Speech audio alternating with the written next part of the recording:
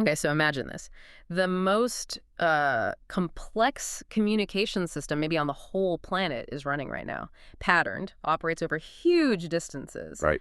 and we actually refuse to call it intelligent. Now, what if that same system is like a perfect blueprint for signals we might get from deep space? Hmm.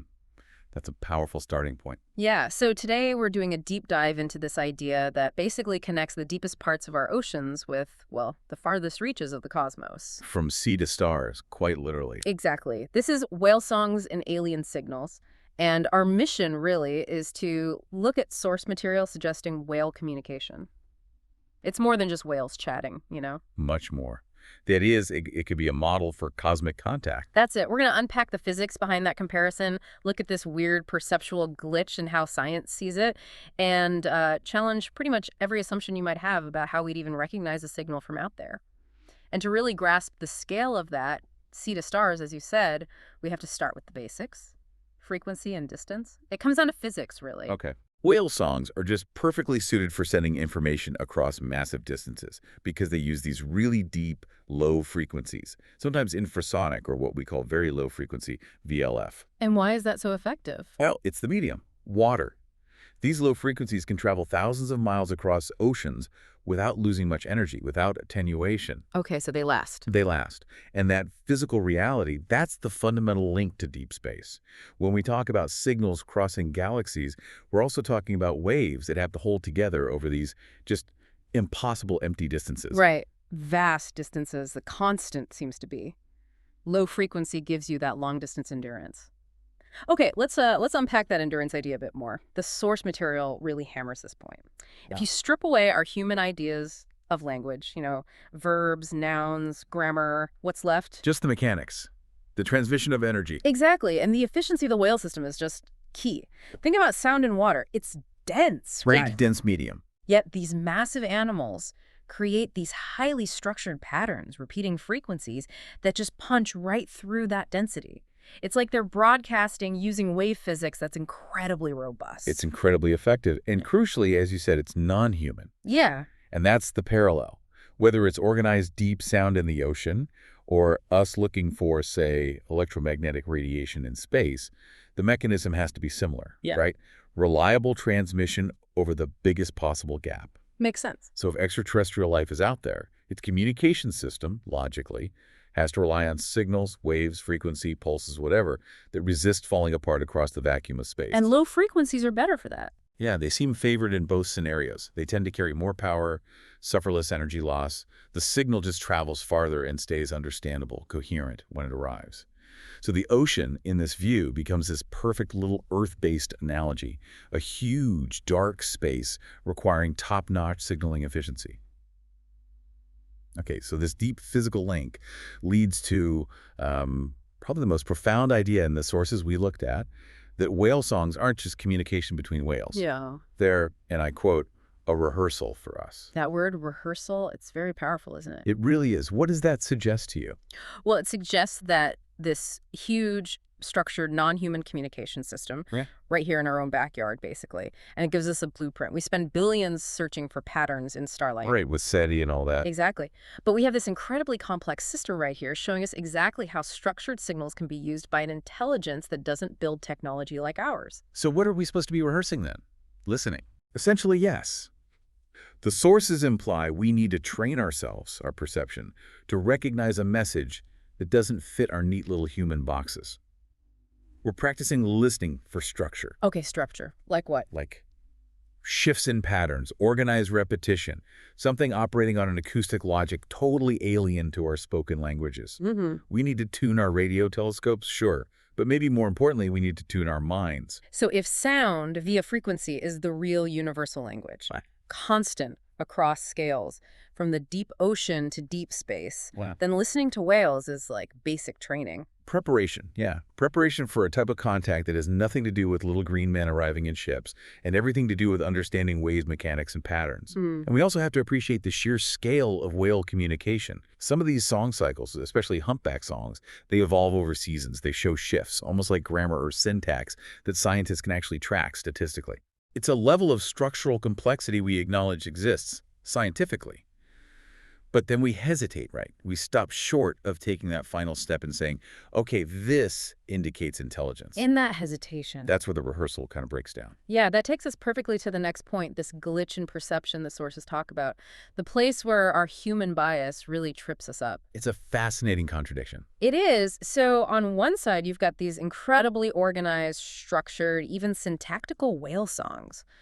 We spend decades recording them, mapping their complexity. Huge amounts of data. Right. But when the research papers come out, scientists are very careful. They'll call the songs complex, maybe behaviorally significant, but they specifically avoid calling them intelligent. There's a line they won't cross. Why?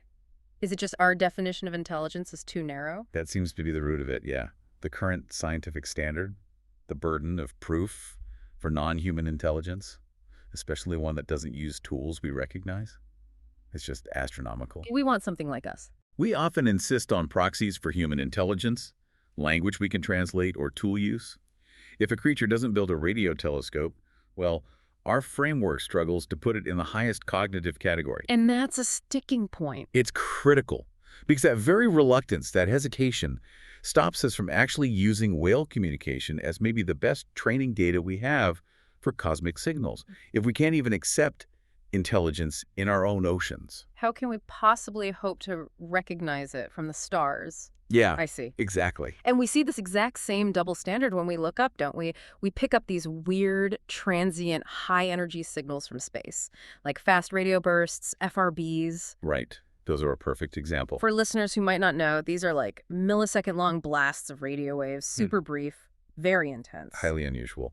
And some of them repeat with a kind of organized pattern or periodicity. Yeah. So we label them strange. We definitely acknowledge they're weird and structured. But again, we stop short. We don't confirm their communication. We see the pattern, we see the complexity, but we just refuse to seriously consider intent or message. The parallel is, frankly, uncanny. You have two sets of signals, whale songs here, FRBs out there.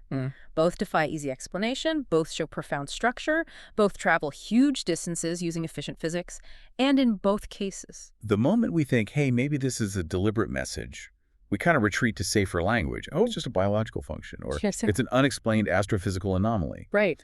And the sources argue that this narrow scientific framework, the one demanding this very specific human-centric definition of communication, Yeah. it effectively limits us. It keeps us from opening these two potentially huge doorways. Doorways. Yeah. Interesting metaphor. Yeah. We're basically demanding that aliens either sound like us or build technology like ours. We're ignoring the possibility that a message might be designed for maximum universal efficiency, not human convenience. It really makes you ask, why is the burden of proof so incredibly high against the idea of a structured message being, well, a message? Is it just fear of what that would mean? Or are our intellectual tools just too limited right now? Yeah. Could be a bit of both, couldn't it? Yeah. But, okay, let's try this. What if we momentarily just set aside that human bias? The insistence that any message has to be for us and decoded by us. Okay, where does that lead? Well, it leads to the most radical idea presented in the sources, and this is where it gets really interesting. Go on. Here's the thought experiment. What if the main recipient of these potential cosmic signals isn't humanity at all? What if whales are already in contact? Wow, okay, that completely flips the script on the whole search. Right. It totally sidesteps our current methods, pointing big dishes at the sky, listening for narrowband radio. Yeah, this isn't suggesting whales built little underwater SETI stations. No, not at all. The idea proposed in the sources is more organic, that maybe they're connected to a broader cosmic choir that star systems hum in. That's the phrase used. Cosmic choir. That challenges the core assumption that first contact has to be this big technological event broadcast at humans. Exactly. It suggests maybe highly organized, low-frequency sound is just part of a bigger universal sonic fabric, a background pattern of organization in the universe. And certain species on Earth, like whales, who've spent millennia perfecting deep-sea acoustic perception, they might just be better equipped to notice it or even resonate with it than we are. It shifts the whole focus, doesn't it? From the complexity of the signal itself to the sensitivity of the receiver. Precisely. We're building these massive, expensive instruments, trying to catch these faint, low-frequency whispers from space. Meanwhile, maybe the most adapted listeners on the planet, creatures whose entire world is a low-frequency, deep-sea acoustic environment, they might just naturally be tuned in. like their biology is already aligned with the structure of these long-distance cosmic patterns. If the universe has an underlying acoustic logic, maybe whales are, in essence, biologically dialed in to the cosmic equivalent of a universal frequency band. It's a fascinating thought. It really is. And connecting back to the physics, it implies the receiver's sophistication is just as crucial as the signal's strength. If a whale's entire physical and neurological system is optimized for tracking complex, evolving low-frequency sound over thousands of miles of ocean, Then they inherently have the sensory toolkit. they might inherently possess the tools to track similar patterns coming across the vacuum of space. It's kind of exciting because it almost democratizes first contact, It takes it out of just the hands of big government SETI projects. And potentially places it within the ears of the marine ecosystem itself. Absolutely fascinating stuff. So, okay, let's bring this together. What does all this mean for you, the listener, trying to make sense of it all? Yeah, how do we apply this? Well, this deep dive started with that really compelling analogy, sea to stars. And it ended up challenging these established scientific labels, complex versus intelligent, strange versus communication. The core takeaway feels like it's about perception. I think so too. We need to actively change how we process signals, both the ones we make and the ones we receive, human or otherwise. So, we've got 3 specific, actionable takeaways for you, drawn from these sources, focused on applying this kind of pattern recognition. Okay, let's hear them. Apply the lesson from the whale song's structure. Find a good recording of humpback whale song. There are plenty online. But don't just listen for pleasure, like background music. Listen differently. Yeah, listen for the underlying structure, the repeating parts, the sudden changes in rhythm, the organized patterns. Try listening as if it were a coded message. Focus on the syntax, the arrangement, not just the sound itself. Okay, that's practical. Tuning your listening. What's second? Analyze the non-human signals in your own local environment. Think about systems that communicate over distance using frequency. Like what? Insects? Weather? Could be insect chirps, yeah. Or the low rumble of distant thunder? Weather patterns? Even technological signals around you, like GPS pings or cell tower handoffs. Use that whale analogy to try and categorize them. Ask yourself, what here is just noise, and what shows an organized pattern designed to overcome distance?